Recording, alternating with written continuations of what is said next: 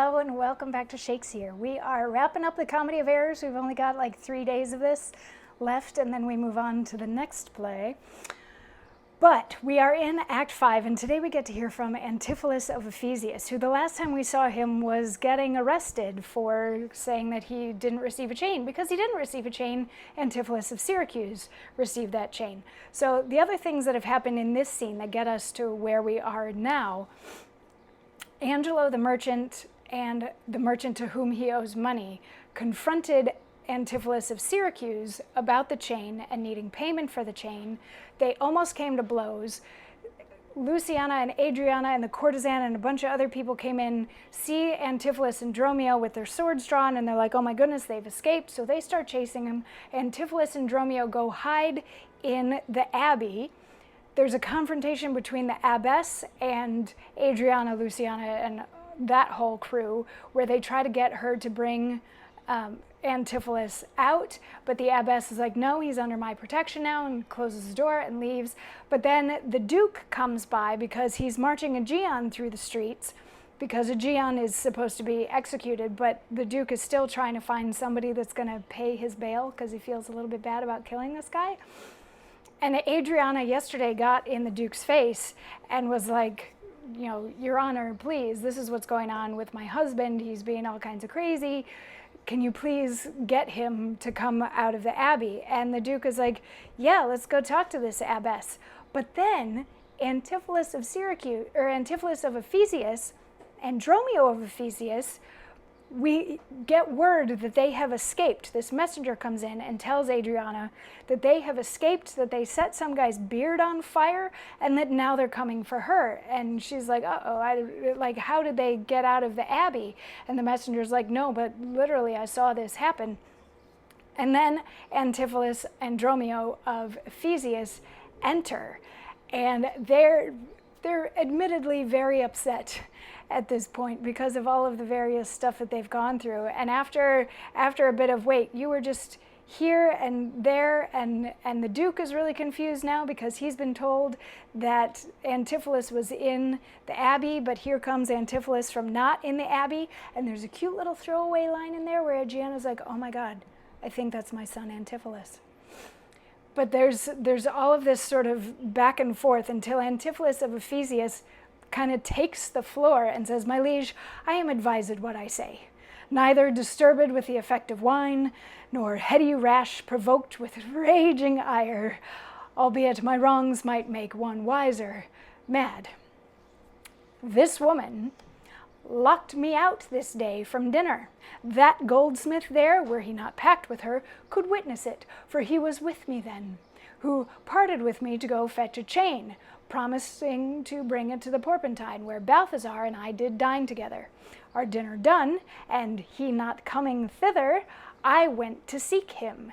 In the street I met him, and in his company that gentleman there did this perjured goldsmith swear me down that I this day of him received the chain, which, God he knows, I saw not, for the which he did arrest me with an officer. I did obey, and sent my peasant home for certain ducats. He with none returned. Then fairly I bespoke the officer to go in person with me to my house. By the way, we met my wife, her sister, and a rabble more of viled confederates.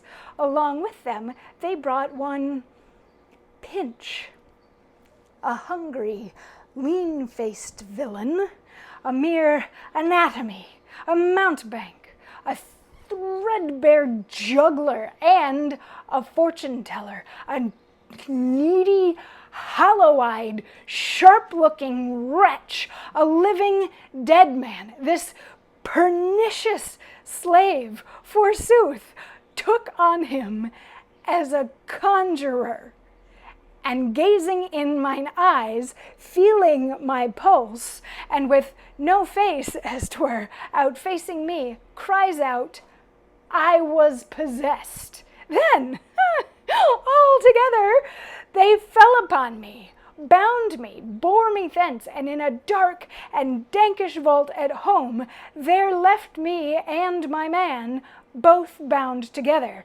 till, gnawing with my teeth my bonds in sunder, I gained my freedom, and immediately ran hither to your grace, whom I beseech to give me ample satisfaction for these deep shames and great indignities. So he's telling the story from his side. We, the audience, get to see the mix-up because we know that there's two Antipholuses and we know that there's two Dromios, so we get to see the whole thing playing out.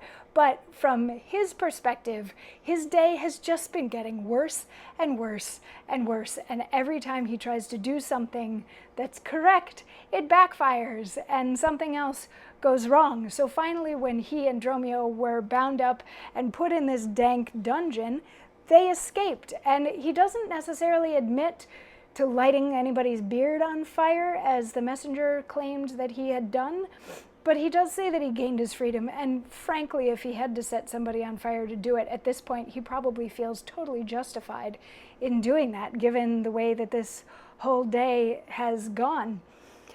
So we get a whole other round once this speech is over. He has come to the Duke. He's like, I came out into the streets to find you so that you could help me seek justice for all of these wrongs that I have suffered today.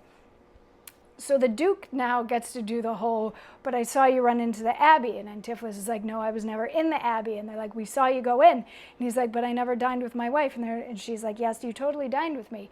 And we get that whole back and forth thing that has happened several times already, where everybody is saying where and when they saw Antipholus and what they gave him or didn't give him, and what sort of speech was there. And Aegeon is sitting there going, your name is Antipholus, right? And your name is Dromio?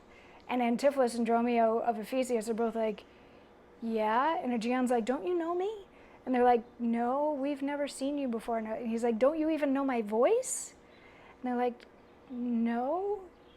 So then Aegeon has some stuff to say before he gets hauled off to be killed, and we will get to hear from him tomorrow. So I will see you then for that. Mwah.